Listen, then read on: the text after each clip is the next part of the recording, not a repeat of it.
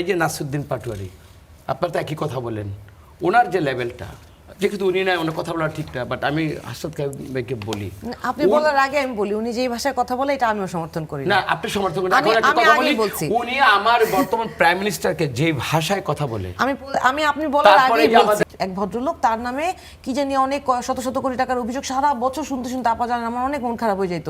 মানে আজকেও যেমন ভাই বলছিল, আমি কিন্তু আমি অনেক প্রতিবাদ করে অনেক কিছু, আমি চুপ করে শুনলাম যে হয়তো ভাই কোনো প্রমাণ সহই বলবেন, উনি বলেছেন উনি জানেন, হয়তো আমি কখনো ওনার কাছ থেকে ব্যক্তিগতভাবে জানতেও পারবো, আমার মন খারাপ হয়ে যায়, আমার মন হয়তো টেবিলের নিচে পালায় যায়। বাংলাদেশের ইতিহাস হচ্ছে এরকম, এর একটা আনফর্চুনেট হিস্ট্রি আমাদের, যে আমাদের পলিটিক্যাল পার্টিগুলি এমনকি তার নিজের দলের কর্মীর সাথে আসলে প্রতারণা করে, তার নিজের দলের শহীদের সাথে আসলে মর্যাদা দিয়ে আচরণ করতে পারে না। নিশ্চয়ই আমি একটা জবাবদিহিতার মধ্যে কিন্তু কথা বলতে আসছি। আপনি তাইলে ভালো রাজনীতি করতে পারতেছেন না।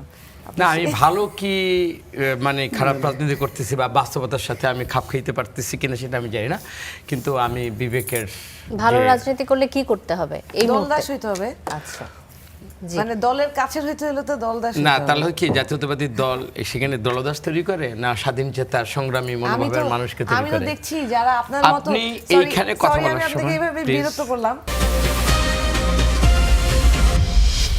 নেতা বদলায়, দল বদলায়, কিন্তু জন্ম নেয় নতুন দল, কিন্তু সাধারণ মানুষের ভাগ্য কি বদলায়? আশ্বাস আর প্রতিশ্রুতি ভিড়ে আমরা খুঁজব বাস্তবতার প্রতিফলন। আমাদের কাজ প্রশ্ন করা, দেশ ও মানুষের স্বার্থে প্রশ্ন করেই যাব। থাকবে মত ও ভিন্ন মতে শ্রদ্ধা। স্টার নিউজ কড়া আলাপের সঙ্গে শান্তা শার্লি। আমাদের সাথে আজ কড়া আলাপে তিনজন সম্মানিত অতিথি থাকবেন। এখন এই মুহূর্তে স্টুডিওতে রয়েছেন দুজন অতিথি, পরিচয় করে দিতে চাই তাদের সাথে।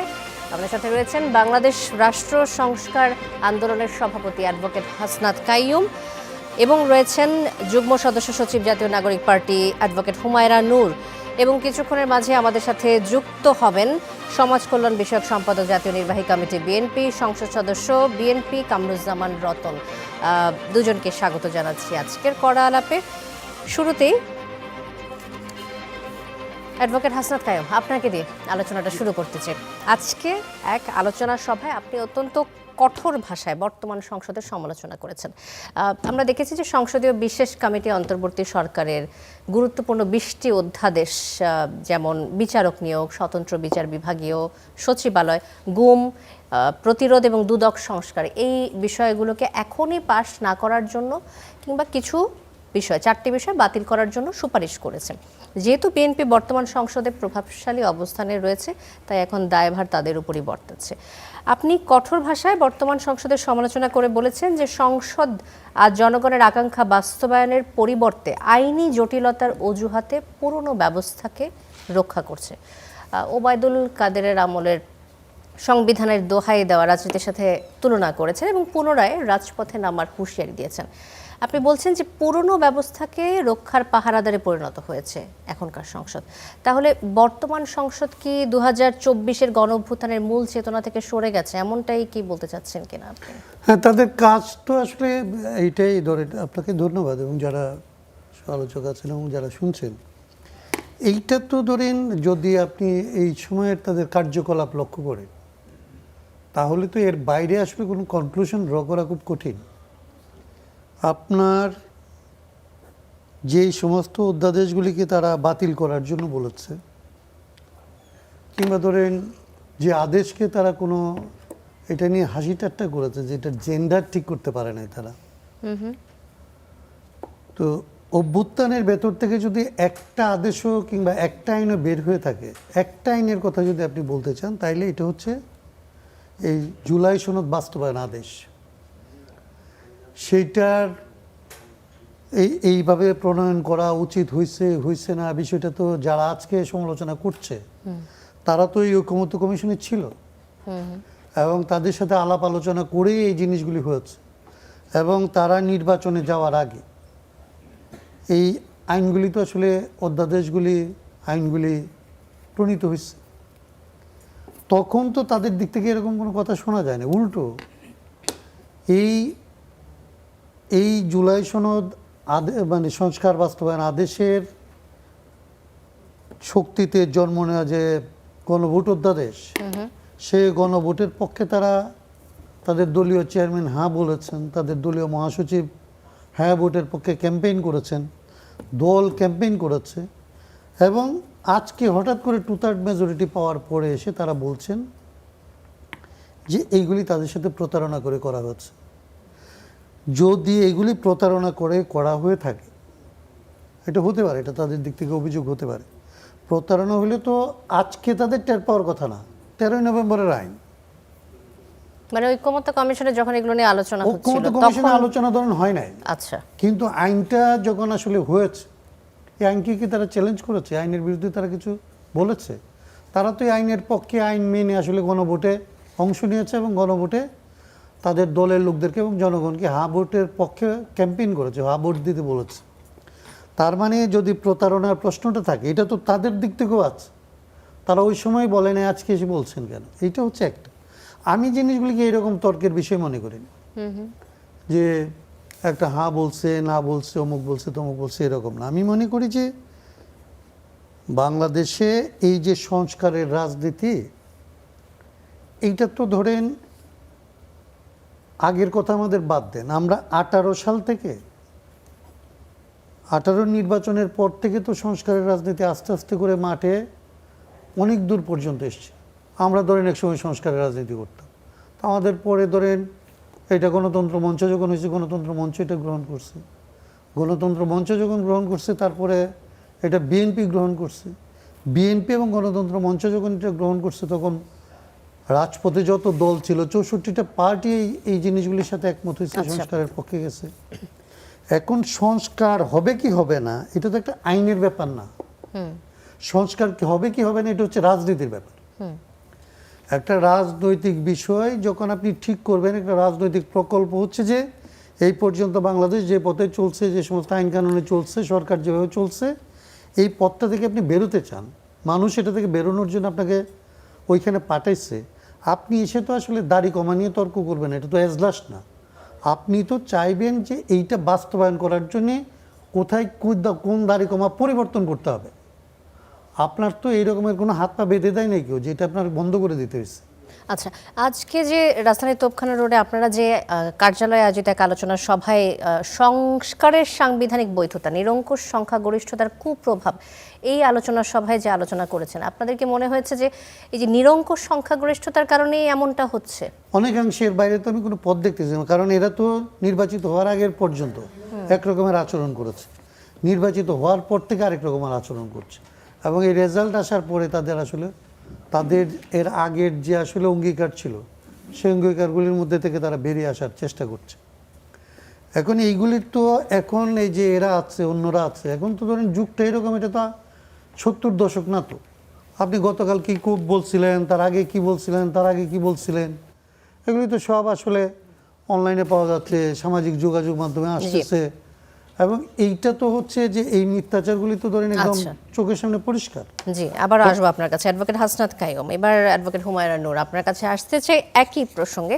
এই যে জাতীয় নাগরিক পার্টি শুরু থেকে জুলাই অভ্যুত্থানের স্পিরিট নিয়ে কথা বলেছে, নতুন রাজনৈতিক বন্দোবস্তের কথাই তারা বলেছে। অন্যদিকে বিশেষ কমিটি, গুম প্রতিরোধ অধ্যাদেশ, মানবাধিকার কমিশনের ক্ষমতা বৃদ্ধির অধ্যাদেশগুলো এখনই পাশ না করার সুপারিশ করেছে। সরকারের পক্ষ থেকে যুক্তি দেওয়া হচ্ছে যে নিরাপত্তা বাহিনীর বিরুদ্ধে তদন্তে সরকারের পূর্বানুমতি লাগবে, যা নাগরিক সমাজের দীর্ঘদিনের দাবির পরিপন্থী। গুম প্রতিরোধ অধ্যাদেশটি এই অধিবেশনে পাশ না হলে এটা কার্যকারিতা হারাবে। সংসদে অনেক দিন যদি এটা না ওঠে, তাও এটা কার্যকারিতা হারায়। তো ভুক্তভোগী পরিবারগুলোর দীর্ঘদিনের যে লড়াই, এটা কি আসলে আইনি এই গ্যাড়াকলে ফেলে এটা দায় মুক্তি দেওয়ার চেষ্টা করা হচ্ছে বলে মনে হয় না? ধন্যবাদ আপনাকে, আমার অত্যন্ত শ্রদ্ধাভাজন সহ আলোচক এবং আজকে যারা আমাদের দেখছেন সবাইকে সালাম এবং শুভেচ্ছা জানিয়ে শুরু করছি।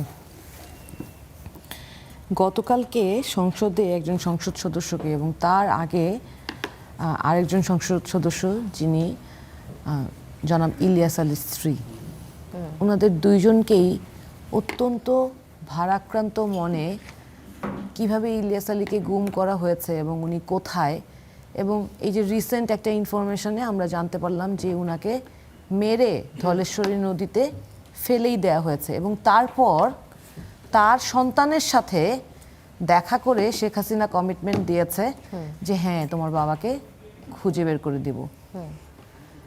তো ধরেন এই এই ঘটনাগুলো তো আমাদের একজন সংসদ সদস্য আছেন যিনি নিজে গুমের শিকার হয়ে এই অভ্যুত্থানের পর ফেরত এসেছেন। তো এই যে এই এই এই ঘটনাগুলো খুব অহরহ ছিল। আমরা কোনো কথা মুখ দিয়ে শব্দ করতে ভয় পাইতাম, কার ফ্যামিলিকে কোথায় কী নিষ্পেষণের শিকার হইতে হয়। আমি যদি একেবারে নিজের ঘরের মধ্যে তাকাই, আমার বাবার নামে রাজনৈতিক মামলা, মিথ্যা মামলা দিয়ে বাবাকে না পেয়ে আমার ভাইকে কয়েকবার উঠিয়ে নিয়ে গেছে। আমি টাকা পয়সা দিয়ে, কখনো টাকা পয়সা দিয়ে উঠে আনছি, কখনো পায়ে ধরে ভাইকে ফেরত নিয়ে আসছি। হি ওয়াজ আন্ডার এজড, মানে 18 হয় নাই তখন। এই পরিস্থিতিগুলো থেকে উত্তরণের জন্য এই মানবাধিকার কমিশনের কার্যকারিতাটা জরুরি ছিল না? এই যে গুম শব্দটাকে আপনি কোনোভাবেই তো এইটাকে আপনি লেজিটিমাইজ করতে পারেন না। আপনার আগের যেই আইন কানুন, সেই আইন কানুনই যদি থেকে যায়, তাহলে সেখানে তো বলা আছে যে বিশেষ পরিস্থিতিতে সরকার আটক রাখতে পারবে। তো তাহলে শেখ হাসিনা বলতে পারে যে আমি কোনো কাউকে গুম করি না, এই বিশেষ পরিস্থিতিতে আমি আটক করে রাখছি, বলতে পারে না? পারে তো। তাহলে তো তাকে আপনি অপরাধী বলতে পারবেন না। আপনি কাউকে অপরাধের এত বড় ঘটনা, আমার কষ্ট লাগে কি জানেন, এই যে সুমন ভাই, তার বোন তুলিয়াপা, উনি নিজেও একজন নির্বাচনী প্রার্থী ছিলেন। ওনাদেরকে তো আমরা ওনাদের আর্তনাদটা শুনেছি, ওনাদের পরিবারের আর্তনাদটা শুনেছি। এই আর্তনাদ কি সরকার যখন ক্ষমতা গ্রহণ করলো, ক্ষমতাটা হাতে পাওয়ার সাথে সাথে বা ওই চেয়ারে বসার সাথে সাথে কি কানের মানে কানে শোনার ক্ষমতা বা অন্তরে অনুধাবন করার ক্ষমতাটা কি নষ্ট হয়ে গিয়েছে? আচ্ছা, এইটা আমি আরো 2টা উদাহরণ দিই যে কোন কোন জিনিসগুলো তারা কোন কোন জিনিসগুলোর এগেইনস্টে, ছোট করে উদাহরণ দিব সময় যেহেতু কম, আর কোন কোন জিনিসের পক্ষে। দেখেন, সুপ্রিম কোর্টের বিচারপতির নিয়োগ অদ্যাবধি, আমি আইন পেশায় আছি, খুব বেশি দিন তো হয় নাই, 2012 সাল থেকে আইন পেশায় প্র্যাকটিস করছি। আমার পাশে যিনি বসে আছেন ওনার কাছে আমি এখনো হয়তো শিশুই।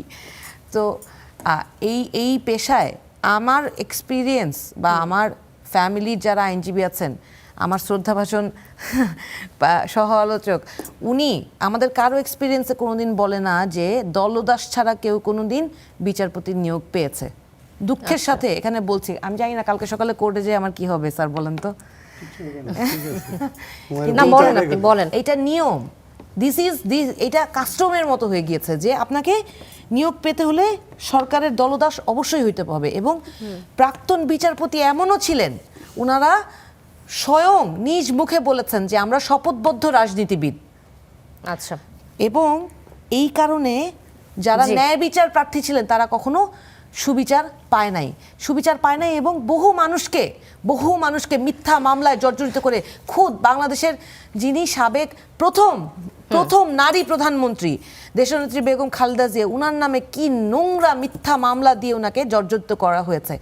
এই যে ধরেন আজকে যদি বিচারপতিগণের যেই নিয়োগ, সেটা যদি যোগ্যতার ভিত্তিতে হয় এবং ওই যে সুপ্রিম জুডিশিয়াল অ্যাপয়েন্টমেন্ট কাউন্সিল করার কথা, সেই কাউন্সিলটা অবশ্য হয়েছে এবং সেই কাউন্সিলের দ্বারা অলরেডি কয়েকজন বিচারপতি নিয়োগ হয়েছে না। তো আপনি যদি এটা বাতিল করে দেন বা আপনি যদি এটাকে না করেন, মানে র্যাটিফাই না করেন, তাহলে আইনে পরিণত না হলে কি হবে? এই বিচারপতিগণ কোথায় যাবে? ওনাদের কি নিয়োগ বাতিল হয়ে যাবে? আবার আসবো আপনার কাছে। এই জিনিসগুলো তো মানুষকে সার্ভ করার জন্য। একটু পার্থক্যটা এক লাইনে বলে দিই, সরি। এক্সিস্টিং যে আইন আছে, বিধান আছে, সেই বিধান অনুযায়ী রাষ্ট্রপতি নিয়োগ দিবে বিচারপতিগণকে। আর অধ্যাদেশে বলা আছে সুপ্রিম জুডিশিয়াল অ্যাপয়েন্টমেন্ট কাউন্সিলের পরামর্শক্রমে পরামর্শ দিবে রাষ্ট্রপতিকে। তো এই যেই পরামর্শের কথাটা বলা আছে, এইটাকে বিএনপি বলছে যে এই যে 10 ধারা যে পরামর্শ দেওয়ার অথরিটি সুপ্রিম জুডিশিয়াল কাউন্সিলকে দেওয়া আছে, এইটা নাকি সংবিধান পরিপন্থী। আচ্ছা, সিদ্ধান্ত কে দেবে? পরামর্শ দেবে সুপ্রিম, ধরেন তারপরেও তো রাষ্ট্রপতি নিয়োগ দিবে। কিন্তু আপনি একটা স্ক্রুটিনি করার, একটা যাচাই বাছাই, যোগ্যতা যাচাই বাছাই করার একটা প্রক্রিয়া তো রাখবেন। জি, ধন্যবাদ। আবার আসবো আপনার কাছে। কামরুজ্জামান রতন আমাদের সাথে যুক্ত হয়েছেন, সংসদ সদস্য বিএনপি। আপনাকে স্বাগত জানাচ্ছি কড়া আলাপে। এতক্ষণ যে আলোচনাটা হচ্ছিল আমাদের বাকি দুজন অতিথির সাথে, সংসদীয় বিশেষ কমিটির অন্তর্বর্তী সরকারের গুরুত্বপূর্ণ 20টি অধ্যাদেশ, বিচারক নিয়োগ, স্বতন্ত্র বিচার বিভাগীয় সচিবালয়, গুম প্রতিরোধ ও দুদক সংস্কার এখনই পাশ না করার বা বাতিলের সুপারিশ দিয়েছে। এ প্রসঙ্গে অ্যাডভোকেট হুমায়রা নূর যেটা বলছিলেন যে নিয়োগ পেতে গেলে সরকারের দলদাস হতে হবে। আবার কিছুক্ষণ আগেই হাসনাত কাইয়ুম যে কথাটা বলছিলেন যে নিরঙ্কুশ সংখ্যা গরিষ্ঠতার এক কুপ্রভাব আমরা লক্ষ্য করছি এই সরকারে। এখন এই যে বিশেষ কমিটি সুপ্রিম কোর্ট সচিবালয় ও বিচার নিয়োগের মতো মৌলিক সংস্কারের অধ্যাদেশগুলো রহিত করার সুপারিশ দিয়েছে, বিএনপি আসলে কতটা স্বাধীনতা নিশ্চিত করছে? আর এই দাবিগুলো কি, এই অধ্যাদেশগুলো কি যৌক্তিক ছিল না? আমার শ্রদ্ধেয় হাসনাত কাইয়ুম ভাই এবং হুমায়রা আপাকে সামনে রেখেই আমি বলি, দুজনের দুটো প্রসঙ্গ।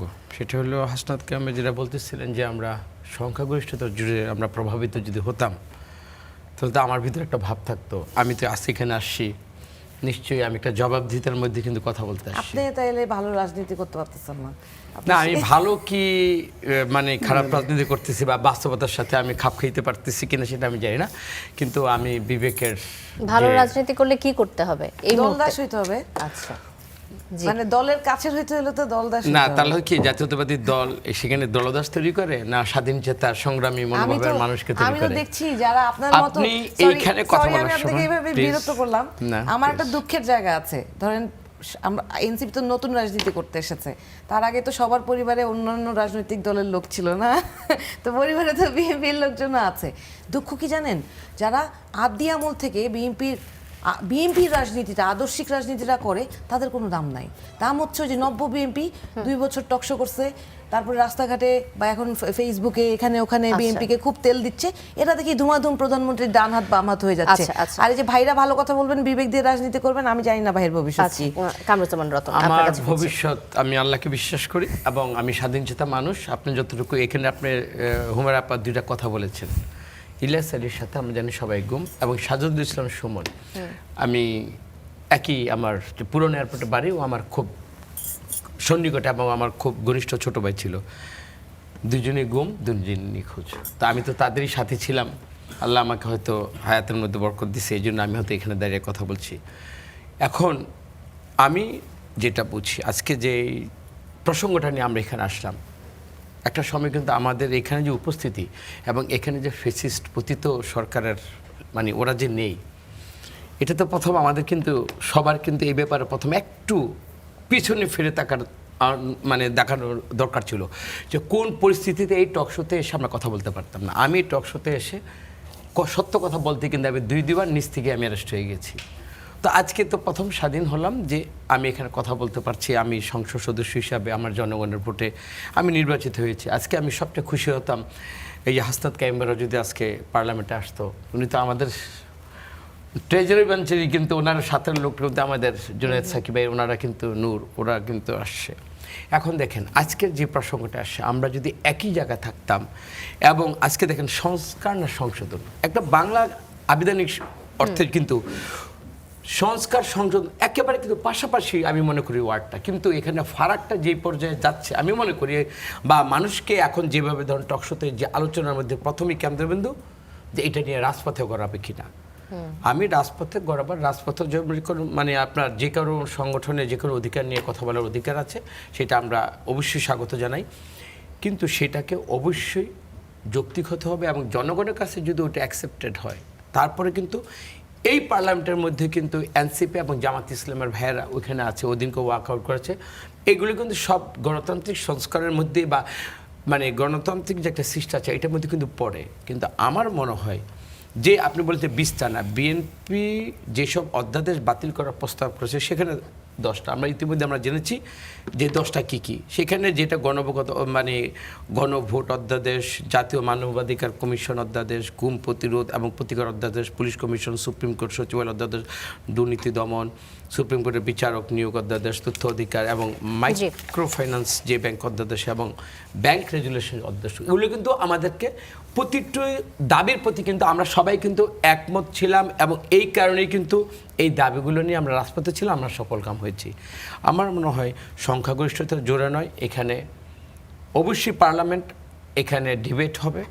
আমার মনে হয় অতীতে আমরা দেখেছি, আমি একটা কথাই বলি, কোনো সংখ্যাগরিষ্ঠ যদি শুধু সংবিধানের কথা, সংবিধান মানুষের জন্যই তো, আমার মনে হয় না ওইদিকে জাতীয়তাবাদী দল এবং আমার বিশেষ করে বাস্তবতার নিরিখে আমাদের বাংলাদেশের যে মহামান্য আমাদের যে মাননীয় প্রধানমন্ত্রী, আমার মনে হয় উনি বাস্তবতার নিরিখে যেটা ওনার প্রতিশ্রুতি ছিল এবং যেটা জনগণের কাছে প্রত্যাশা, এর বাইরে উনি কখনো যাবেন না। তবে ওনাকে প্রথমে কিন্তু চিহ্নিত করা হচ্ছে জাতীয় দলকে, তারা গণভোট মানে না, তারা মানে কথা দিয়ে কথা রাখে না। আচ্ছা, এই কথাটা কেন আসছে? কিছুক্ষণ আগে কামরুজ্জামান রতন, হাসনাত কাইয়ুম যেটি বলছিলেন, আপনি আসার কিছুক্ষণ আগে বলছিলেন যে আসলে প্রথমে তো বিএনপি ঐকমত্য কমিশনের সময় এই বিষয়গুলোতে একমত হয়েছিল, কিন্তু এখন তাহলে কি হলো? ক্ষমতায় আসার পর কেন তাদের অবস্থানের আপনি পরিবর্তন দেখেন হলো? জুলাই সনদে যেটা আমাদের সংসদ প্লাজায় যে 30টার উপর সব 32টা দল যেখানে আমাদের ঐক্যমতে আমরা আসছিলাম, ওখানে তো বিএনপি প্রথম সাইন করেছে। আমার মনে হয় না যেগুলো সেটেলড এবং যেগুলো বিএনপি অলরেডি সাইন করেছে এবং সবার ঐক্যমতের ভিত্তিতেই, আমার মনে হয় না বিএনপি থেকে সরে আসবে।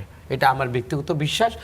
আর এটা নিয়ে যারা এক্সপার্টিস, যারা আলোচনা করছে, এবং এটা নিয়ে আমাদের মাননীয় প্রধানমন্ত্রী উনি নিজে যেহেতু সচেতন, আমার মনে হয় উনি যেটা নেবেন বাংলাদেশের মানুষ, আমার মনে হয় যে ওনার যে কমিটমেন্ট বা আমার দলের যে স্ট্যান্ড, সেটা কখনোই দল থেকে বা কমিটমেন্ট থেকে যেটা জনকল্যাণমুখী, সেটা থেকে উনি কখনোই সরে আসবেন। আরেকটি প্রসঙ্গ, সম্পূরক প্রশ্ন আসলে চলে আসছে এখানে। আওয়ামী লীগের মতো রাজনীতি নিষিদ্ধ করে যে সন্ত্রাস বিরোধী অধ্যাদেশ ছিল, তা সংশোধিত আকারে আনার সুপারিশ করা হয়েছে। এর মাধ্যমে কি আওয়ামী লীগকে আপনারা সেফ প্যাসেজ দেওয়ার কথা ভাবছেন কিনা? আমার শত্রুকে কি আমি কখনো কি আমার বন্ধু হিসাবে আমি পেতে চাইব? নিশ্চয়ই না। এই আওয়ামী লীগের বিরুদ্ধে কিন্তু আমার দেশনেত্রী বেগম খালেদা জিয়া বলেছে যে সাপকে বিশ্বাস করা যায়, বাট আওয়ামী লীগকে নয়। কোন প্রসঙ্গে এবং কতটুকু আমি নির্যাতিত হলে এবং তারা কতটুকু আমাদেরকে নিষ্পেষণের যাত্রা করলে পিষ্ট করার পরেই কিন্তু আমার দেশনেত্রীটা উপলব্ধি করেছেন। উপলব্ধির মধ্যে কিন্তু তার এই বাক্যটা বেরিয়ে আসছে। আসলেই আমরা যদি বিশ্বাসই করতাম, আপনারা দেখেন গণতন্ত্রের যে সংশোধনের কথা আলোচনা তারা প্রস্তাব দিয়েছে, নিশ্চয়ই এইটা তো প্রস্তাব দেওয়া মানে কি পাশ হয়ে যাওয়া? নিশ্চয়ই না। এখানে ডিবেট হবে এবং আমার দল কিন্তু ইতিমধ্যে বলেছে, এবং দুই দলের সম্মতিতে কিন্তু জামাত ইসলাম, এনসিপি সবার বক্তব্যের মধ্যে দিয়ে কিন্তু একটা কথা, মানে রেশিওর ভিত্তিতে এখন একটা প্রশ্ন আসছে। এখানে সংসদে একটা কমিটি হবে, ওই আলোচনার মধ্যে কিন্তু আমরা মনে করি বিএনপি চাইতে, মানে আমরা চাচ্ছি, চাও মানেটা কি? ওটাকে পাশ হয়ে যাওয়া, চাওয়া মানে ঠিক এটা সবাই মেনে নেওয়া? নিশ্চয়ই একটা আলোচনার একটা পরিবেশের জন্য যে যার দাবির পক্ষে থাকবে, নিশ্চয়ই দাবি যে সাংবিধানিক সংবিধানের মধ্যে তো আমাকে করতে হবে। কিন্তু আমার মনে হয় শুধু সংবিধান দোহাই দিয়ে জনগণের সেন্টিমেন্টের বাইরে গিয়ে জাতীয়তাবাদী দল এবং আমার তারেক রহমান এমন কিছু করবেন না যেটা থেকে আমার মনে হয় মানুষ ওনার খুব প্রতি সংক্ষুব্ধ হবে। জি, ধন্যবাদ কামরুজ্জামান রতন। অ্যাডভোকেট হাসনাত কাইয়ুম, আপনার কাছে আসতে চাই, এই যে কথাগুলো শুনছিলেন সংসদ সদস্যের মুখ থেকে, আপনি কি আশ্বস্ত হয়েছেন? আমি তো সবসময় আশ্বস্ত হইতে চাই, কিন্তু আমি কার্যকলাপ যখন আসলে দেখি তখন আসলে আশঙ্কা তৈরি হয় আশ্বাসের বদলে। আমি বিশ্বাস করি যে বিএনপিতে রতনের মতো, মানে ওনাদের মতো অজস্র ডেডিকেটেড মানুষ আছে যারা সংসদে এসছে, তাদের বাইরেও প্রচুর ত্যাগী মানুষ যারা গত 17 বছর লড়াই করছে, ত্যাগ করছে, নির্যাতনের শিকার হয়েছে, এটা আছে। কিন্তু বাংলাদেশের ইতিহাস হচ্ছে এরকম, এর একটা আনফর্চুনেট হিস্ট্রি আমাদের, যে আমাদের পলিটিক্যাল পার্টিগুলি এমনকি তার নিজের দলের কর্মীর সাথে আসলে প্রতারণা করে, তার নিজের দলের শহীদের সাথে আসলে মর্যাদা দিয়ে আচরণ করতে পারে না। এখন এটার অনেক কারণ আছে, আমরা টকশোতে বসে আলাপটা শেষ করতে পারবো না। যেহেতু আমাদের অভিজ্ঞতা, অতীত অভিজ্ঞতা হচ্ছে যে আমরা বারবার যদি দেখেন বাংলাদেশের ইতিহাস, আগেরটা বাদ দিয়ে 55 বছরের ইতিহাসও যদি দেখেন, বা আপনি 69 থেকে দেখেন, আমরা অনেকবার বিজয়ী হয়েছে আমাদের দেশের মানুষ। কিন্তু প্রত্যেকবার বিজয়ের পরে বিজয়টা মুষ্টিমেয় একটা দলের কয়েকজনের কাছে আসলে চলে যায়, এবং লক্ষ লক্ষ মানুষ যারা আসলে লড়াইটা করে তারা প্রতারিত হয়, বঞ্চিত হয়, আর কোটি কোটি মানুষ আসলে যে আশায় বুক বাঁধে সেটা আসলে হতাশায় পরিণত হয়। আমরা 24-এ এটা চাইনি। দেখেন এইবারের আন্দোলনের একটা বড় রকমের জায়গা ছিল, আগের আন্দোলনগুলির সাথে পার্থক্য ছিল। যেমন আমরা এরশাদ বিরোধী লড়াই যখন করছি, আমরা শেষ দিকে এসে ধরেন এর আগে অজস্র সংগঠন হয়েছে আন্দোলনের জন্য, শ্রমিকদের স্কপ হয়েছে, ছাত্র সংগ্রাম পরিষদ হয়েছে, এই আমাদের শিল্পী সাহিত্যিকদের জোট হয়েছে, কিন্তু সব দাবি দেওয়া বাদ গিয়ে একটা সময় এসে আমরা বলছি এক দফা এক দাবি, একসাথে তুই কবে যাবে। আমরা ওই অভিজ্ঞতা থেকে এইবার যখন আসলে লড়াই করি, একদম প্রথমেই তো ঠিক করছিলাম যে সরকার এবং শাসনতন্ত্র বদলাইতে হবে। শুধুমাত্র সরকার যাওয়ার আন্দোলন করি নাই, ওনাদের সাথে যখন 31 দফা নিয়ে আমাদের ধরেন আমি 7 মাস ওনাদের সাথে ওই কমিটিতে সময় দিচ্ছি। এই 31 দফার ড্রাফটিং কমিটির আমি একজন ছিলাম, যখন এটা অন্যদের সাথে আসলে অ্যাডজাস্ট করার ব্যাপার। এবং আমি জানতে পারছি যে এটা মোর ওনাদের কাছ থেকে আসছে। যাই হোক, এটা প্রশ্ন না। হ্যাঁ, মানে ধরেন আমি ওই আলোচনার মধ্যে গণসংহতি ছিলাম। আন্দোলন, রাষ্ট্র সংস্কার আন্দোলন আমাদের থেকে কি আসছে ছিল মোর আমি এটা দেন বলতে চাই না। বিএনপি, আমি বলতে কিন্তু চাই এটা এখন বিএনপির 31 দফা না, হয়ে ঠিক গেছে। আছে, মানে এটা কোনো সমস্যা নাই। মানে কোনো ভালো জিনিস এটা যদি কেউ আরো বেশি মানুষ দাবি করে, আমি এটাতে মনে করি যে এটা আসলে সবার হয়ে ওঠে, এটা নিয়ে প্রশ্ন না। আমি বলতেছি যে এই যে দাবি দফাগুলি আসলে আমরা করি, তখন আমরা এটা এমনকি এক দফার আন্দোলনে যখন যাওয়া হয়, এইবারের এক দফার আন্দোলনের মধ্যে 5টা দফা ছিল। মানে সংস্কার পর্যন্ত এক দফার মধ্যে ছিল হাসিনার পতন, মানে বদল, নির্বাচন কমিশন বদল, নতুন নির্বাচন কমিশন গঠন, তত্ত্বাবধায়ক সরকারের অধীনে নির্বাচন, আচ্ছা, এবং সংস্কার, খালেদা জিয়ার মুক্তি এবং তারেক জিয়ার মুক্তি। এই জায়গাগুলি ছিল। 5টা দফা মিলে এবার এক দফা করা হয়েছিল। এর একটা কারণ ছিল যে আসলে কেবলমাত্র সরকার বদল দিয়ে যেন শেষ না হয়। এই যে সরকারগুলি যে কারণে আসলে স্বৈরতান্ত্রিক হয়ে ওঠে, তার ইচ্ছা মতো যে আসলে চলে, তার দল পর্যন্ত যে আসলে বঞ্চিত হয়, সেইটা যেন না ঘটে।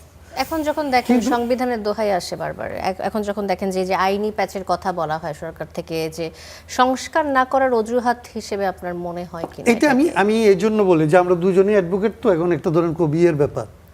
আমি দেখি যে এটা মোর এজলাস দেন পার্লামেন্ট। আমি এই কয়দিনই যে আলোচনা হয়েছে, একটা রাজনৈতিক দল কিংবা সংসদ তো আসলে এই সংবিধানকে ব্যবহার করে হচ্ছে জনগণের মধ্যেকার বিরোধগুলিকে সেটেল করার জন্য। আমরা যখন উকালতি করি তখন আসলে আমি কি বিশ্বাস করি এটা নিয়ে না, আমি যেটার পক্ষে আসলে দাঁড়াই তখন এটার পক্ষে যুক্তিতর্ক তৈরি করি। রাজনীতিবিদরা আসলে সংবিধানকে দেখে হচ্ছে জনগণের স্বার্থে, জনগণের মধ্যে যে কনফ্লিক্ট আছে এগুলিকে সমাধান করার জন্যে, এটার যদি পরিবর্তন করা দরকার পরিবর্তন করবে, এটার যদি আসলে সংযোজন বিয়োজন যা কিছু করা প্রয়োজন এটা জনগণের স্বার্থে তারা করবে। সেইখানে পুঙ্খানুপুঙ্খ দাড়ি কমার তর্ক করা রাজনীতিবিদের কাজ না। কিন্তু আমরা দেখি, আমার দুর্ভাগ্য হচ্ছে, আমি আরেকটা কথা এটা বলতে চাই না কিন্তু বললেই আজকে, আমাদের দুর্ভাগ্য হচ্ছে কি 71-এর যুদ্ধের পরে বাংলাদেশে সংবিধান করতে যিনি বসছিলেন, যাকে আসলে প্রধানত দায়িত্ব দেওয়া হয়েছিল, তিনি আসলে 71-এর যুদ্ধটার সময় বাংলাদেশে ছিলেন না। তিনি এখানকার রক্তাক্ত প্রতিরোধটা আসলে দেখেন নাই, মানুষের ত্যাগ তিতিক্ষা দেখেন নাই। দুর্ভাগ্য হচ্ছে আবারও কাকতালীয়ভাবেই হইতে পারে এইবার আসলে বিএনপি যাকে সংসদে এবং তার আগে ঐক্য কমিশনে আসলে এই সাংবিধানিক বিষয়গুলি সমাধান করার জন্য যাকে প্রতিনিধি হিসেবে দিচ্ছে, উনি আসলে বাংলাদেশের এই অভ্যুত্থান দেখে নেই, উনি আসলে আবু সাইদের দাঁড়ানো দেখে নাই, উনি আসলে মুগ্ধদের দেখে নাই, উনি রিয়া গুপ্তদের দেখে নাই, উনি আমি গুলি খাইছিলাম কোন পরিস্থিতির মধ্যে এটা দেখে নাই।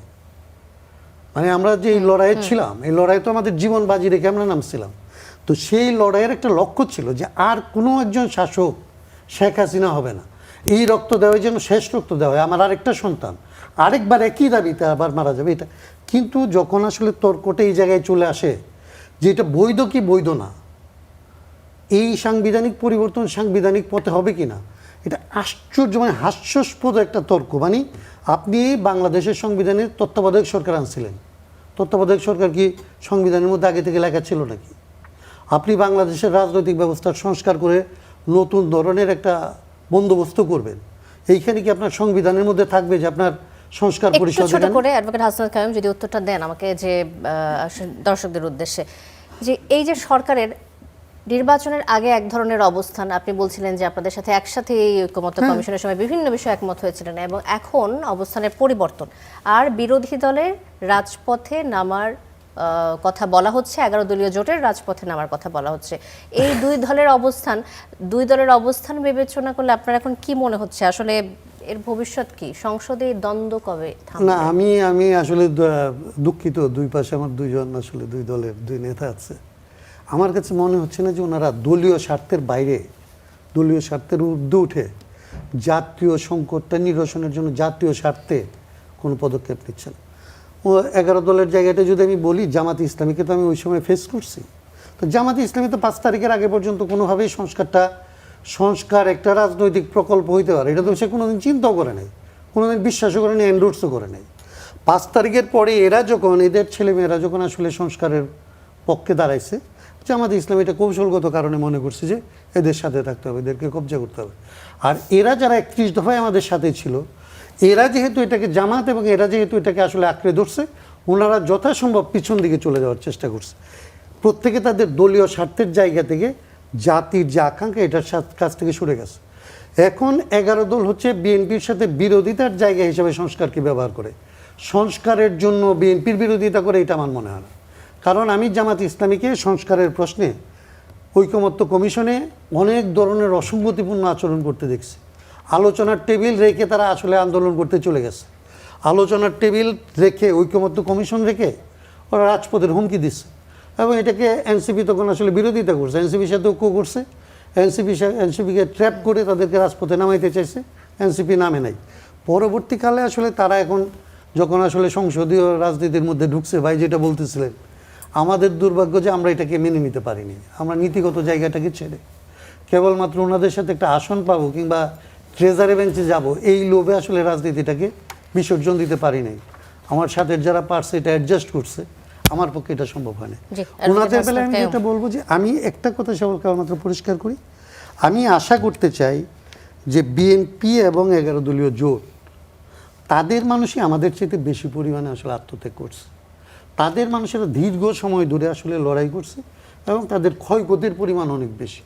আমি শুধু বলবো যে তারা যেন তাদের শহীদদের প্রতি, তাদের সঙ্গী সাথীদের আকাঙ্ক্ষার প্রতি এবং জনগণ তাদের উপর যে আস্থা রাখছে, জামাতের নেতাকর্মীরা এখন দাবি করেন এই গণঅভ্যুত্থান আসলে তাদের কারণে সম্ভব হয়েছে, সফল হয়, এমনই দাবি করে থাকেন বেশিরভাগ। আমি ওই দাবিটাকে স্পেসিফিক করতেছি না, আমাদের সবার চেষ্টার মধ্যেই যার যার সামর্থ্য অনুযায়ী চেষ্টা করছে, সেভাবে সম্মিলিতভাবে এটা হয়েছে। কিন্তু আমি মনে করি যে বাংলাদেশের মানুষ এদের উপর আশা করে, এবং এই আশাটা এত দ্রুত, এমন কোনো কারণ নাই যে বিএনপি এমন কিছু লস করবে না যদি তারা আসলে এই দাবিগুলিকে মেনে নেয়। জি, হাসনাত কায়েম, আসবো আবার আপনার কাছে। অ্যাডভোকেট হুমায়রা নূর যেমনটা শুনছিলেন যে ব্যাখ্যা করলেন দুই দলের অবস্থান, হাসনাত কায়েমের কাছ থেকে শুনছিলাম। এখন এনসিপি এবং জামাত তারা রাজপথে নামতে যাচ্ছে, এই যে এখন এই যে বিষয়গুলো নিয়ে যে দ্বন্দ্ব তৈরি হচ্ছে, সংসদীয় দ্বন্দ্ব এখন রাজপথে নিয়ে যাওয়াটা কতটা যৌক্তিক বলে আপনি মনে করছেন আপনার অবস্থান থেকে? আচ্ছা, যখন ঐকমত্য কমিশনে আলোচনা হচ্ছিল, প্রথম থেকেই আসলে ধাক্কাটা আমরা যেখানে খাই সেখানে হচ্ছে, আমরা তো একটা জুলাই ঘোষণাপত্র চেয়েছিলাম। ওই জুলাই ঘোষণা দিয়ে যদি আপনি সংবিধানকে স্থগিত করা বা বাতিল ঘোষণা করে আপনি যদি জাতীয় সরকারের যে প্রস্তাব আমরা দিয়েছিলাম, সেই প্রস্তাবনা মেনে নিয়ে যদি একটা জাতীয় সরকার গঠিত হইতো, তাহলে তো আজকে এতগুলো ডিবেট তৈরি হইতো না। কিন্তু সেই প্রস্তাবনা বিএনপির প্রতি সম্মান দেখে তাদের প্রস্তাবনা ছিল যে আমরা বিদ্যমান সংবিধানকে বিদ্যমান রেখে ডক্ট্রিন অফ নেসেসিটি দেখিয়ে 106-এর আন্ডারে, সংবিধানের আর্টিকেল 106-এর আন্ডারে আমরা রেফারেন্স নিতে পারি প্রধান বিচারপতিগণের কাছে। 106-এর আন্ডারে ইন্টারিম গভর্নমেন্ট হয় নাই, 106-এর আন্ডারে রেফারেন্স নেওয়া হয়েছে বিচারপতিগণের কাছে। সেই রেফারেন্সের আলোকে এই ইন্টারিম গভর্নমেন্ট ফর্ম হয়েছে। সেই রেফারেন্সে কি বলা আছে জানেন? জনগণের অভিপ্রায়ে ইন্টারিম গভর্নমেন্ট ফর্ম হইল।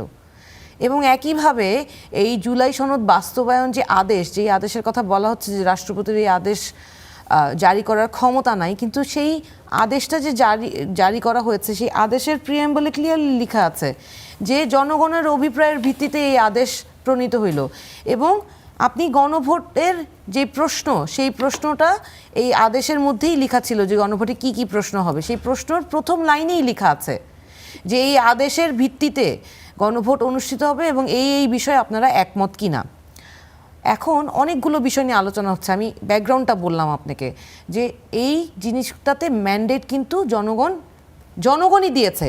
যেই আদেশটার ম্যান্ডেট জনগণের অভিপ্রায়কে বলা হয়েছে, সেইটা জনগণ ম্যান্ডেট দিয়ে গণভোটে হ্যাঁ ভোটকে জয়যুক্ত করে জনগণই কনফার্ম করেছে যে এইটা তারা মেনে নিয়েছে যে তাদের অভিপ্রায়ের ভিত্তিতে এই গণভোট আদেশটা প্রণীত হয়েছে এবং সেই অনুযায়ী এই সংস্কার প্রস্তাবনাগুলো সংবিধান সংক্রান্ত সংস্কার প্রস্তাবনাগুলো বাস্তবায়ন হতে হবে। তাও এখানে আরো ডিটেইল কোশ্চেন আনসারের বিষয়টা আমি জানি, আমার প্রাসঙ্গিক থাকার জন্য আমি ওটার বিস্তারিততে গেলাম না। ঐকমত্য কমিশনে তো কিছু বিষয়ে সকলে একমত হয়েছিল না, কিছু বিষয়ে দ্বিমত হয়েছিল। আমরা সেই আলোচনার শুরুতে ছিলাম যেখানে যে কোন বিষয়গুলো বিএনপি কোন অধ্যাদেশগুলোকে তারা রাখতে চায়, ল হিসেবে তারা র্যাটিফাই করতে চায়, কোনগুলোকে র্যাটিফাই করতে চায় না। এক কথায় যদি আমি বলি, সেটা হচ্ছে যেগুলো তাদের ক্ষমতাকে বাড়ায় সেগুলো তারা ল হিসেবে র্যাটিফাই করবে, যেগুলো তাদের ক্ষমতা কমিয়ে দেয় সেইটা তারা র্যাটিফাই করবে না। যেমন একটা উদাহরণ একটু আগে দিয়েছি যে এক্সিস্টিং নিয়ম অনুযায়ী প্রধানমন্ত্রীর পরামর্শক্রমে রাষ্ট্রপতি বিচারপতি নিয়োগ দিবে সুপ্রিম কোর্টে, কিন্তু এই অধ্যাদেশ অনুযায়ী সুপ্রিম জুডিশিয়াল কাউন্সিলের পরামর্শ অনুযায়ী রাষ্ট্রপতি নিয়োগ দিবে। তারপরে আরো মজার ব্যাপার দেখেন, মন্ত্রণালয়ের এখতিয়ারাধীন নিম্ন আদালতের বিচারপতিগণের নিয়োগ, প্রমোশন এটসেট্রা, মানে ইভেন গভর্নেন্সের এন্টায়ার থিং, এইটা তখন পরিবর্তন করে সচিবালয়ে করে প্রধান বিচারপতির অধীনে দেওয়া হয়েছে। সেইখানেও মন্ত্রণালয়ের হস্তক্ষেপটাই তারা রেখে দিতে চায়। দুদকের কাছে আসেন, আপনি সরকার ক্ষমতায় আছেন, আপনি অনেক ক্ষমতাশালী, দুদকের কোনো কর্মকর্তাকে আপনাকে অখুশি করতে চাবে? আমরা এই পর্যন্ত ইতিহাসে দুদকের কোন কর্মকর্তাকে দেখেছি দুর্নীতি বিরোধী? তারা দুদকে বসেই দুর্নীতি করে।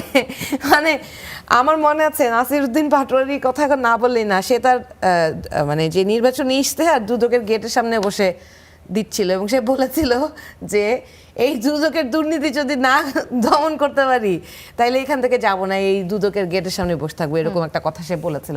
তো আমার কথা হচ্ছে খুদ দুদকেই যেখানে এত দুর্নীতি, ইভেন আমার স্পষ্ট মনে আছে যে ইন্টারিম গভর্নমেন্টের আমলে আমাদের একজন সহকর্মীর কাছে দুদকের একজন কর্মকর্তা রিপোর্ট প্রদান করার জন্য সে টাকা চেয়েছে। ওইটা আমরা হাসনাত আর ডাক্তার মিতু মিলে সেইটা অন রেকর্ড ছেড়েও দিয়েছিল, সেই রেকর্ডেড ভয়েস।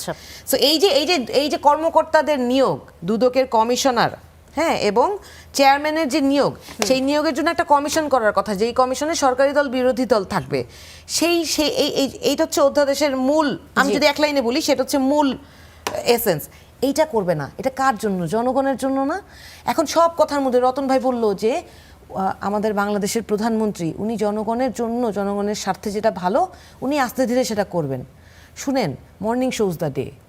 আপনি যতই আমাকে বলেন আপনি করবেন, আপনি ঐক্যমত্য কমিশনে একবার এত নেগেটিভ বিহেভ করেছেন, 9টা মাস সময় লেগেছে, তারপরে আপনি এত বুদ্ধি আমাদের বর্তমান স্বরাষ্ট্রমন্ত্রীর, উনি সবার আলোচনার শেষ বয়ানটা উনি দিতেন এবং সব প্রস্তাবনার শেষ বয়ানে, উনার বয়ানে গিয়ে সব প্রস্তাবনা আটকে যেত। উনি ছিলেন, আমি তো অনলাইনে দেখেছি, উনি তো সশরীরে ছিলেন, জানেন। তো ওই একই কাজ জুলাই সনদ বাস্তবায়ন কিভাবে হবে ওইটা কিন্তু ওই কমিশনেই আলোচনা হয়ে লিখিত হয়ে জুলাই সনদটা স্বাক্ষরিত হওয়ার কথা ছিল, তাই না? কিন্তু সেটা হইতে দেয় নাই। কেন হইতে দেয় নাই? কারণ মাথার মধ্যে তো ছিল, আমি তো জানি আমি পরে কি শয়তানিটা করব, আপনি না জানেন না। ধরেন আমি শব্দটা আমি দুঃখিত সব এই শব্দটা উচ্চারণ করার জন্য, আমি আমার নিজের ব্যাপারে বলছি যে ধরেন আমি যে এই কাজগুলো, এই যে আজকে আমি গণভোটের বিরুদ্ধে যাব, যতই আমি বলি, আমাদের স্বরাষ্ট্রমন্ত্রী কিন্তু বলেছেন গণরায় জনভিপ্রায়ী সর্বোচ্চ, এটা উনারই প্রস্তাব, কিন্তু উনি যে এর বিরুদ্ধে যাবেন, এর বিরুদ্ধে যে উনি যাবেন এটা উনি জানতেন এবং এই জন্যই উনি জুলাই সনদের মধ্যে প্রথমে বাস্তবায়নের প্রক্রিয়াটা উনি লিখার সুযোগ ওই ঐক্যমত্য কমিশনের সিদ্ধান্ত নিতে দেন নাই। এখন বলছে যে এখন তোমরা এটা করছো সেটা করছো, এটা তো প্রতারণা। কেন? তুমি তো এটা আপনার কাছে প্রতারণা মনে হইতে পারে, আপনার কাছে মনে হইতে পারে যে আমি যেটা চাইছি সেটা করার মাঝখানে একটা গণভোট হয়ে এই ধরনের প্রশ্নের মধ্যে মানুষের সম্মতি উৎপাদিত হয়ে গেছে, এখন আমার জন্য কঠিন হয়ে গেল। অবশ্যই মানুষের সেই রাইট আছে। বাংলাদেশে it is the people's republic of Bangladesh, people আর সভরেইন। এখানে পার্লামেন্টও সভরেইন না, সংবিধানও সভরেইন না। সংবিধান প্রণীত হয়েছে, সংবিধানের প্রত্যেকটা ধারা প্রণীত হয়েছে মানুষকে সার্ভ করার জন্য, তো মানুষের অভিপ্রায়কেই প্রতিফলিত হবে। সংস্কার আর সংশোধনের যে প্রস্তাবনা, সংস্কার কেন বলছি সংশোধন না বলে, যেই সংশোধন কমিটির কথা ওনারা বলছেন সেটা দিয়ে হবে না। কারণ যেই মৌলিক সংস্কারগুলোর কথা আমরা বলছি, যে ধরেন অধ্যাদেশগুলো র্যাটিফাই করছে না, তার পিছনে ব্যাখ্যা কি দিচ্ছে, বলছে যে এটা সংবিধান পরিপন্থী। আবার ওই যে সংবিধানের আর্টিকেল 4-এ যে লেখা আছে যে শেখ মুজিবুর রহমানের ছবি টাঙাইতে হবে, সেই ছবি আবার টাঙাবে না নিজের ইচ্ছা মতো। আবার সংবিধানে যেমন বলা আছে যে শেখ মুজিবুর রহমান স্বাধীনতার ঘোষক, সেইটা আবার বলবে না, কিন্তু সুবিধা মতো। আপনি দেখেন ওইটাই বলছি যে মৌলিক পরিবর্তনের জন্য আপনাকে সংস্কার করার জন্য গণপরিষদ করতে হবে, সেটার জন্য ওই কমিশনটা, সংস্কার পরিষদের কমিশনটা আপনাকে করতে হবে, সংশোধনী কমিশন করতে হবে না। আপনার কাছে আসতে চাই, এই যে অভিযোগগুলো উঠে আসছে বারবার যে আপনারা আগে জনগণের ম্যান্ডেট নিয়ে আসার পরে এই যে মানুষের মতামতের কোনো আপনারা কি বলে এটাকে, যে আপনারা কাঙ্ক্ষিত মতামত এগুলার সাপোর্টে থাকছেন না, আপনারা সরকার হিসেবে জনগণের তোয়াক্কা করছেন না, বারবার অভিযোগটা আসছে, তারপরও আপনার কি কারণে এটা পেছাচ্ছেন? আজকের যে আলোচনা দেখেন, আপনার নামটা কি, করা আলাপ। তা আমি তো প্রভাবিত না হয়ে হুমায়রা নূর আপার কথা অ্যাকচুয়ালি যখন দেখি যে করা আলাপ, তাহলে আপার জন্য করা। আমি চাচ্ছিলাম যে ওই টেম্পটেড অবস্থায় আমি এমন কিছু বলি যেটা আমাদের বিভেদের কারণে, বা এটা যদি এটা জানি না আমাদের টকশোতে কতটুকু আমার, যেহেতু আমরা নীতি নির্ধারণের মধ্যে আমরা নেই। ভাই ছিলেন কায়েম বেত হাসনাত, তার বয়স যখন রেজ হতো, অ্যাকচুয়ালি আমরা যে সেন্টিমেন্টের উপর আন্দোলনটা করেছিলাম, সবার কিন্তু ভালো একটা চিন্তার মধ্যে কিন্তু আমরা একটা সূর্যের, লাল সূর্যের আভার মধ্যে আমরা সবাই আলোকিত হতে চেয়েছিলাম। আমার এখন নূর, যে আমার হুমায়রা নূর আপা, আপনার থেকে তো আলো বেরোবে, সত্যতা বেরোবে। এখন একটা কথা বলেন তো, এই এনসিপির ভাইদের কাছ থেকে আমরা এক এবং ন্যাক থাকার যে অভিপ্রায় আশা করেছিল জাতি, এটাকে আমরা পেরেছি। এই বাংলাদেশের প্রথম 91 থেকে, তখন আমরা 90 থেকে তো আমরা আন্দোলনের এই তত্ত্বাবধায়ক বলেন, আর এইবার যে অন্তর্বর্তীকালীন সরকার, কোনো সরকারের আমলে 3 মাসের মধ্যে নির্বাচন করে গিয়েছে। আপনারা বলেন তো, এটা তো 18 মাসের পর একটা নির্বাচন হলো।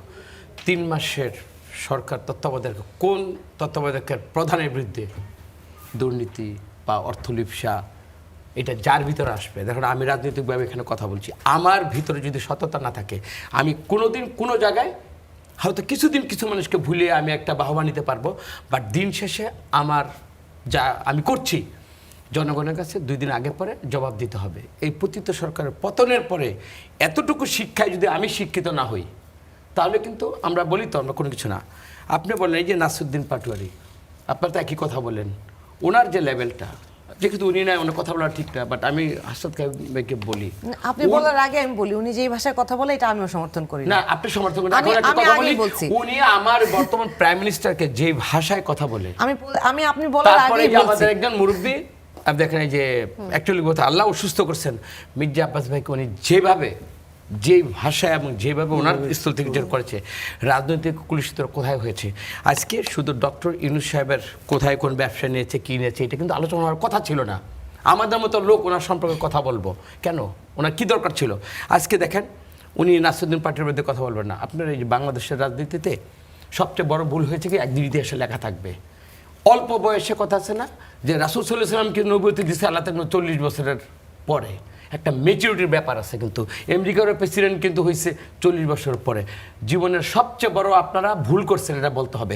অবদানের ক্ষেত্রে আই ডু স্যালুট এই নাহিদ ইসলাম, যারা সফলতার মধ্যে যে মন্ত্রিত্বটা নেওয়ার পর ওনারা কি করেছে, এই আসিফের বিরুদ্ধে আপনি দেখবেন, আমি জেনে বলতেছি, ক্রীড়াঙ্গনকে সে যে কুলুষিত করেছে এবং ওইখানে সে যে কাজগুলো করেছে, আমি 2টার প্রমাণ আমি জানি। আমি এই কারণে আমি সাহস তো আমি বলছি তো এই মানুষটা যদি এই বয়সে করাপ্টেড হয়ে যায়, এবং আসিফের বাবা নিজে তদবির করত বিভিন্ন জায়গায়, যারা লেসপেন্সার, যারা ফেসিস্ট হয়েছে তাদেরকে সেভ করার জন্য, আপনি হয়তো জানেন না, আমি অনেক আমি বলছি তো, ও যখন দায়িত্ব ছিল না এই ক্রীড়াঙ্গনে যা করেছে, তো এটা কি আসিফদের কাছ থেকে এই বয়সেই নিজেকে বিক্রি করে দেওয়ার বা নিজেকে এই টাকার দিকে প্রলুব্ধ হওয়ার এই মানসিকতার মধ্যে ডুবে যাওয়া দরকার ছিল আজকে? এবং সবচেয়ে বড় কথা কি, তারা আজকে কেন পার্লামেন্টে যেতে হবে? তারা ডিজার্ভ করে বাংলাদেশের ক্ষমতা আসার মতো, তাদের যোগ্যতা, আমি আবারও বলছি তো, তাদের শিক্ষা, কথাবার্তা, আমরা যখন আমরাই মানে হাইলি ইমপ্রেসড হয়ে যাই যে ওদের মতো ছেলেরা কত পড়াশোনা করে, কত ভালো ভালো সাংবিধানিক ব্যাখ্যা দেয়। তারা আজকে সংসদে যাওয়ার জন্য জামাত ইসলামের আবরণে গিয়ে তারা প্রথম তাদের স্বাধীনতার অস্তিত্ব বলেন, তাদের স্বকীয়তার জায়গা থেকে মানুষ কিন্তু প্রথমে কিন্তু এই জায়গাতে তাদের ল্যান্ডিংটা হলো, এবং তারা যেভাবে সংসদে গেল, ওকে সংসদে কথা বলবে আমরা তো মানি, কিন্তু আমার মনে হয় রাজনীতির যে সংস্কৃতির যে ধারায় যেভাবে থাকার কথা ছিল, ক্ষমতায় যেতে হবে কেন? মানে আমি যে আসছি আজকে আপনারা যে কথাটা বলছেন, তার মানেটা কি? এই যে উনি তো ভালো জানেন আজকে যে সংস্কার বা যেটা নিয়ে কথা হচ্ছে, জুনায়েদ সাকিব, আমি যে কোনো জায়গায় আমি নাম বলবো না, এইটার প্রথম উদ্যোক্তা এবং উদ্ভাবক ছিলেন জুনায়েদ সাকিব। আমরা তো আশা করবো ওনার কাছ থেকে জাতি আশা করে যে আজকের এই প্রেক্ষাপটে উনি কি বলেন। তো সুতরাং আচ্ছা, আমি যদি কোনো এটা তো ক্ষমতার গেল লোভী- আপনি এনসিপি কে নিয়ে প্রশ্ন তুলেন, ঠিক আছে, সেইটার উত্তর নিশ্চয়ই হুমায়ুন আহমেদ দেবেন, কিন্তু হুমায়ুন আহমেদের যে প্রশ্নগুলো ছিল, এই যে বিশেষ কমিটি, গুম প্রতিরোধ অধ্যাদেশ, যেগুলো আসলে দুদক সংস্কার, এই জিনিসগুলো তো হওয়া উচিত ছিল, এগুলো কেন বাতিল হয়ে না, গেল? এটা এই না, প্রশ্নের উত্তর দিবেন। এটা বাতিল বিএনপি প্রস্তাব দিয়েছে। হাসাদ খান ভাই, আমি এটা ডিটেলস বলবো না, প্রস্তাব তারা দিয়েছে। এটা কি সংসদীয় আকারে, সংসদ থেকে হানা ভোটে কি ওটা আসলে বাতিল হয়েছে? বিএনপি হয়তো চিন্তা করেছে, আপনি সংসদে বলেন। যদি এখন বিএনপির মেজরিটি থাকে, তাহলে কি বাতিল আপনি কি মনে ভোটে কি করেছেন হবে? বিএনপি এমন কোন প্রস্তাব দিবে যেটা আলোচনার বাইরে, যেখানে কথাই হয়েছে এখানে একটা সংসদীয় কমিটি হবে এবং ওইখানে আলোচনার পরে বিএনপির প্রস্তাব দিবে? জামাত ইসলামের তো অনেক প্রস্তাব আছে। তার জামাত ইসলাম, যে আমি যেটা বলি, তারা ক্ষমতায় আসার জন্য একটা নারী প্রতিনিধি দেয় না। নারী প্রতিনিধি আজকে হুমায়ুন নূর তো আজকে ওখানে থাকার কথা ছিল, কেন? বাংলাদেশে তারা ৭৭টা সিট পাইছে, এটা তো জামাত ইসলামের দাঁড়িপাল্লার প্রতীক। তো বিএনপি যে খুব বেশি প্রতিনিধি দিয়েছে না, তা কিন্তু আমরা প্রতিনিধি দেখিনি। দিয়েছে, আমরা তো ওইখানে কিছুটা হলো তো আমরা তো ভাই সাক্ষী রাখছি তো। আচ্ছা, আপনি এত বলেন, বড় আপনি দল কি- হিসেবে আরেকটু আপনি বেশি কি- থাকার না, কথা ছিল আপনি নাকি? না, ওইখানে আপনার রেশু তো যেখানে হোক, আপনার শুরুর তো পরে আমরা কম্পিটেন্ট যাকেই মনে করছি, এখানকার সিম্বলিক হলে তো দেওয়ার কথা ছিল। এবং আমরা আরেকটু দেখতে চাই শরিয়া আইনের ব্যাপার, যেন আমি ইসলাম ধর্মের একজন মানুষ হিসাবে, উনি নিজেই বললেন শরিয়া ভিত্তিক রাষ্ট্র, আবার 2 দিন পরেই বললেন শরিয়া থেকে উনি সরে গেলেন। আপনি বলেন তার মানে কি এটা ক্ষমতার লোভ নেই? ক্ষমতার লোভ, আমরা বিএনপিতে 217 সিট পেয়েছি, আমাদেরকে ক্ষমতার লোভে জি। আপনি আমাদেরকে আখ্যায়িত করে আমাদেরকে পলিটিসাইজ করবেন? আমি মনে করি এখনো আমাদের বলার ওই পর্যায়ে আমরা যাই নাই। জি, এখনো বলি সবার সম্মিলিত আমরা প্রচেষ্টায় আমরা ইনশাআল্লাহ ভালো কিছু দেখতে পাবো। ধন্যবাদ কামরুজ্জামান রতন। অ্যাডভোকেট যে হুমায়ুন উত্তরটা নূর, দিয়ে আপনার নিব। কাছে আসতে চাই, যে অভিযোগগুলো করা আচ্ছা, হচ্ছে এনসিপির বিরুদ্ধে, সেটি নিয়ে কি বলবেন? এইখানে খুব সহজ করে যদি বলি, আমি বারবারই এই কথাটা বলি, এটা আজকে নতুন বলছি না, বিভিন্ন সময় অভ্যুত্থানের পর থেকে আজ পর্যন্ত আমাদের নামে ভীষণ কঠিন কঠিন অভিযোগের প্রশ্ন, যে অমুকের পিএস, ধরেন নাহিদের যে পিএসই ছিল না, যে নাহিদ পদত্যাগ করার পরে পিএস নিয়োগ হয়েছে, তাকে সময় নাহিদের স্বল্পতা পিএস রয়েছে। পরিচয় দেয়া হয়, দিয়ে তার নামে দুর্নীতির অভিযোগ করা হয়। আচ্ছা। তো মানে অন্তর্বর্তীকালীন সরকারের কেউই দুর্নীতির সাথে জড়িত হবে না, এটাই তো আশা করা হয়েছিল না? কেউই তো রাজনৈতিক ছিল না বলেই ধারণা করা হয়, কিন্তু তারাও কেমনে জানি শিখে গেল এবং তাদের অনেকের নামে অনেকেই অভিযোগ করে। না, কিছুক্ষণ আগে এখন- আসিফ মাহমুদ সজীব ভাইয়ের কথা ওই বলছিলেন, জায়গাটাই কামরুজ্জামান আসছি রতন। আমি। হ্যাঁ, ধরেন যার নামে যাই অভিযোগ আপনি করেন, আমি তো এটাকে সাধুবাদ জানাই। আপনি মানুষকে যখন, মানুষ রিফাইন্ড না হইলে মানুষ সমালোচনা, কনস্ট্রাকটিভ ক্রিটিসিজম নিবে, ভুল করলে ভুল শুধরাবে, সেই ভুল শুধরায় সে ভালো মানুষ হবে, তাই না? এইটা আমি এই প্রসেসে বিশ্বাস করি, এবং এই প্রসেসে বিশ্বাস করি বলেই আমি ট্রুথ অ্যান্ড রিকনসিলিয়েশন কমিশনের পক্ষেও আমি কথা বলি, যে আওয়ামী লীগের যা অন্যায় আছে সেটার বিচার হবে এবং তারপরে তারা সমাজে কিভাবে পুনর্বাসিত হবে সেটা নিয়ে আলোচনা হইতে হবে। আপনি একবারে সন্ত্রাস বিরোধী যে অধ্যাদেশটা হয়েছে সেটা বাতিল করে দিয়ে আপনি আওয়ামী লীগকে ঘরে ফিরে আনবেন, এটা হবে না। আপনাকে ট্রুথ অ্যান্ড রিকনসিলিয়েশনে আসতে হবে। আমরা যদি আমি যেই গণঅভ্যুত্থানে কথাটা এনসিপির অবদানের কথা বলি, যে না, আমি এনসিপির তো অবদান specifically ছিল, ওই তারপর অভিযোগের কথাটাই জামাতের সাথে বলছিলাম। যুক্ত হওয়া, যে বিষয়টি আনছেন কামরুজ্জামান রতন, জায়গাটায়- আপনি ওই প্রসঙ্গে যদি জি, বলেন। অভিযোগের কথাটা নিয়ে আমি এক লাইনে বলি, যার ব্যাপারে যা অভিযোগ, সেই অভিযোগ আপনি অভিযোগ করতেই পারেন, তদন্ত করেন, যদি তদন্তে অভিযোগ প্রমাণিত হয়, এটা যদি আমার বাবা হয়, ভাই হয়, আমি মাথা পেতে নিব, আমার অন্যায় আমি স্বীকার করে নিব। কিন্তু আমি দেখলাম যে আসিফের পিএস মোয়াজ্জেম সাহেবের নামে 400 কোটি টাকার কি জানি একটা দুর্নীতির অভিযোগ, এই সরকারের আমলে দুদক সেই অভিযোগ থেকে তাকে নিষ্পত্তি দিয়েছে। আবার গাজী সালাউদ্দিন তানভীর নামে এক ভদ্রলোক, তার নামে কি জানি অনেক শত শত কোটি টাকার অভিযোগ, সারা বছর শুনতে শুনতে আপা জানেন আমার অনেক মন খারাপ হয়ে যেত।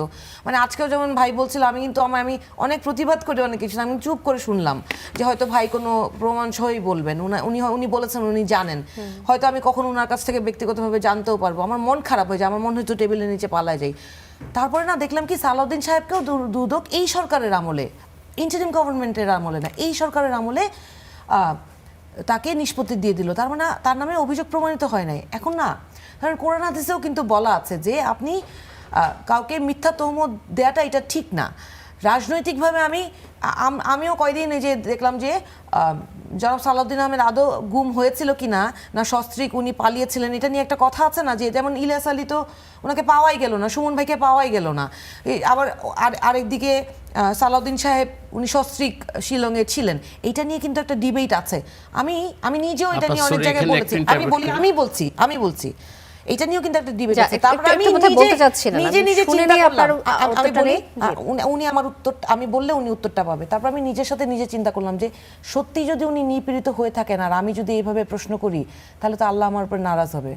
এবং এমন একটা দিন আমার উপরেও আসতে পারে যে আমি ওইভাবে গুমের শিকার হয়ে যেতে পারি এবং আমাকে কেউ বিশ্বাস করতে পারে মানুষ। ধন্যবাদ। আমি একটু এই জন্য আমি ওখানে শুনে নিতে গেলাম। চাই, কামরুজ্জামান রতন আর বলতে চাচ্ছিলেন। মানুষের প্রত্যাশার জায়গাটার জন্য আমরা এই সরকার ক্ষমতায় না, আমরা ক্ষমতার জন্য নির্বাচন করি নাই, আমরা ক্ষমতার জন্য পার্লামেন্টে যাই নাই, আমরা 6 জন না 30 জনে যদি একজনও যাইতো, আমরা মানুষের জন্য সংস্কারের যে রাজনীতিটা করার জন্য রাজনীতিতে নেমেছি, রাজনীতি করতে এসেছি, শুধু সেইটুকুর জন্য হলেও আমাদের একজন হলেও পার্লামেন্টে গেলেও আমরা ওই রাজনীতিটুকুর জন্য আমরা ধন্যবাদ। নির্বাচন শেষের দিকে করেছি, চলে এসেছি, ক্ষমতার জন্য না। কামরুজ্জামান রতন ছোট করে যদি একটু বলেন। আসলে আসাদ কামে আমি মৌসুমের ছাত্র ছিলাম, আমি 356, সালাউদ্দিন ভাই 360-এ ছিলেন। ব্যক্তিগতভাবে আমি মাননীয় স্বরাষ্ট্রমন্ত্রী মহোদয়কে চিনি এবং উনি এত শান্ত মেজাজের মানুষ। ওনার উপর যেটা হয়েছে আপা, ওনার অবস্থান, ওনাকে এইখানে ডিজেপেয়ার করে ওইখানে রিকভারি করাটা, এইটা নিয়ে যদি কেউ প্রশ্ন করে আমি এটার সম্পূর্ণ দ্বিমত এবং এটা সালাউদ্দিন ভাইয়ের প্রতি সম্পূর্ণ অবিচার করা হবে। এবং তো এটা আমি মনে করি বললাম। এই আলোচনার মধ্যে যাওয়াটা একেবারে সমীচীন হবে না আমার সাথে। কারণ ওই জায়গায় আমি গেলাম কারণ না। এত মানে একটা মানুষের ওইটাই জীবনের বললাম উপর যে তো সন্দেহ আত্মবর্ষ করে- দেখেন, উনি শুধু ওইখানে রিকভারি হয়েছে কি এর পরে, তারপরে কতগুলো আইনের স্তর পার হয়ে হয়ে বাংলাদেশে উনি আসছেন। এই যে জুলাই যোদ্ধারা, ওদের তো আমরা সিলেক্ট করলাম ওইটাই- ওই কেন? জন্যই যে বলছি ভাইয়া, যে ওনাদের এই রাজনৈতিকভাবে অভ্যুত্থানের সমালোচনা পরে তো করেন, সালাউদ্দিন ভাই তদন্ত করেন, বাংলাদেশের কিন্তু- মাটিতে পাড়া দেওয়ার সুযোগ পেয়েছেন।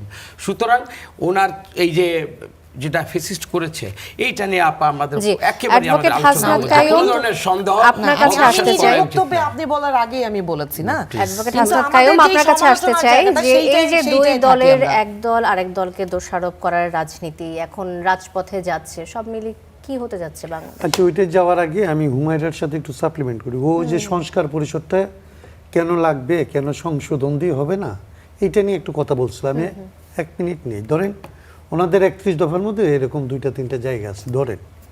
কারণ ওনারা উচ্চ কক্ষ চাই, উচ্চ কক্ষে পিআর হবে কিনা এটা না, তো উচ্চ কক্ষ হচ্ছে বিএনপির প্রস্তাব। ধরেন শুধু একটা কথা, কিংবা ধরেন ওনারা পরপর 2 বার প্রধানমন্ত্রী না, এইটাকে পরবর্তীতে আমরা যখন সবাই মিলে চাইছি যে 2 টার্মের বেশি না, তখন পরীক্ষা টরীক্ষা করে এটা ঠিক করা হয়েছে যে 10 বছরের বেশি না।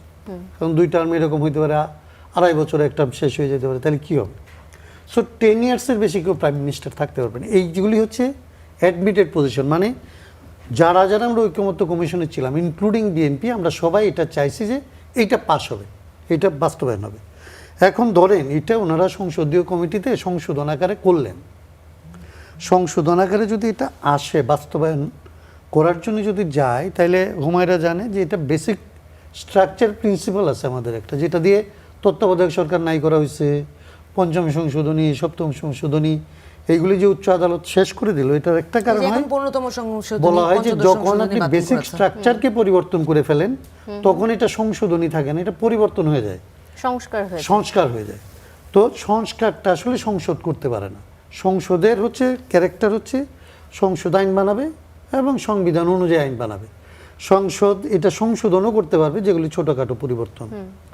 যখন কোনো বেসিক স্ট্রাকচারকে সে চেঞ্জ করে, তখন উচ্চ আদালত চাইলে এটা বাতিল করে দিতে পারবে। এখন আমি এটা বিশ্বাস করতে চাই যে বিএনপি যে প্রস্তাবগুলি দিচ্ছে, বিএনপি চায় যে এগুলি আসলে হোক এবং এগুলি আসলে সাস্টেন করুক, টেকসই হোক। এটা যদি টেকসই হইতে হয়, তাইলে তাদেরকে আসলে সংশোধনী আকারে যদি এটা দেয়, আনে, তাইলে যে কোনো একজন আইনজীবী, ধরেন আমাদের আইনজীবীদের মধ্যে তো প্রচুর আওয়ামী আইনজীবী আছে, তো তাদেরই ধরেন, আমি বিএনপিরও কেউ গেল না, এরাও কেউ গেল না, আমরাও গেলাম না, একটা অন্য কোনো আইনজীবী গিয়েও যদি এই মামলাটা করে, এবং এই ঘটনাটা ঘটবে একদিনের জন্য কাজ থেকে বিরত থাকতে হয় না, এবং এই ঘটনাটা আচ্ছা। ঘটবে, তাইলে কি হলো? তাইলে আপনি পদ্ধতিগত যে তর্কটা এখন করতেছেন, একেবারে শেষের দিকে এসেছি। যে পদ্ধতিটা এরকম হওয়া উচিত যাতে আসলে ওনার যে পরিবর্তনটা করবে, এই পরিবর্তনটা টেকসই পরবর্তীতে হয়, কোনো জবাবদিহিতা বা কোনো ধরনের জন্য প্রশ্নবিদ্ধ না হয়। প্রশ্নবিদ্ধ না হয়, এটা সেটাই। যাতে টেকসই হয়, এইটা একটা। এবং আর পরবর্তীতে ক্ষমতায় না থাকলেও যেন তাদেরকেও জবাবদিহিতা তারা এটা যেন করতে পারেন। জনগণকে জিজ্ঞেস না করে জি, আরেকবার বাতিল জি। করতে না পারে। আর ওনাদের এই 2 দলের রাজনীতির ব্যাপারে যেটা আমি বলতেছিলেন, আপনি বলতেছিলেন, আমি যেটাকে দেখছি, আমি দেখছি ইগোর ফাইট দেখছি। আমরা ধরেন ঐকমত্য কমিশনে আমরা যতটা আসলে ক্যামেরার সামনে কাজ করছি, তার চেয়ে তো অনেক বেশি আমরা চেষ্টা করছি সমস্ত রাজনৈতিক দলগুলিকে এক করার জন্য। সেইখানে ধরেন এদের আচার আচরণ, এনসিপির আচার আচরণ, জামাতের আচার আচরণ বিএনপিকে হয়তো ক্ষুব্ধ করছে। আমরা বিএনপিকে এটা থেকে আসলে বিরত করতে পারি, করতে পারিনি। কিন্তু আমি এখনো বলবো, যেটা রিপিট করছিলাম, যে আপনি রাজনীতির শীর্ষ জায়গায় আছেন, আপনি যদি আসলে একটা ভুল করেন, 18 কোটি মানুষ সাফার করে, আপনি যদি ইগোইস্টিক হন, আপনি যদি ব্যক্তিগত মর্যাদার দ্বারা তাড়িত হন, তাহলে এর জন্য 18 কোটি মানুষ ক্ষতিগ্রস্ত হতে পারে, ভবিষ্যৎ ক্ষতিগ্রস্ত হতে পারে। আমরা সবাই আপনার সাথে রাজনীতিবিদদের একমত। আসলে ভবিষ্যৎটাকে লক্ষ্য রাখা রাজনীতির উচিত। ভবিষ্যৎ এই সরকারের উপর অনেকখানি ডিপেন্ড করে এবং সেখানে ইগোর আসা উচিত না, এমন প্রত্যাশা থাকবে আমাদের সরকার প্রধান এবং তার দলের সদস্যদের কাছে। অনেক ধন্যবাদ কামরুজ্জামান রতন, অ্যাডভোকেট হাসনাত কাইয়ুম এবং অ্যাডভোকেট হুমায়রা নূর, আপনাদের তিনজনকে কড়া আলাপে আসার জন্য। দর্শক, এই ছিল আজকের কড়া আলাপে। অনেক ধন্যবাদ সাথে থাকার জন্য।